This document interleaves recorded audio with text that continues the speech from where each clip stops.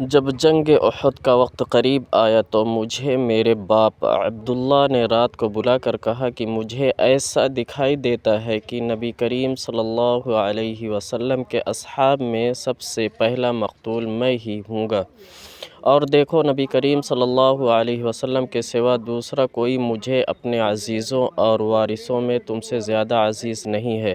میں مقروض ہوں، اس لیے تم میرا قرض ادا کر دینا اور اپنی 9 بہنوں سے اچھا سلوک کرنا۔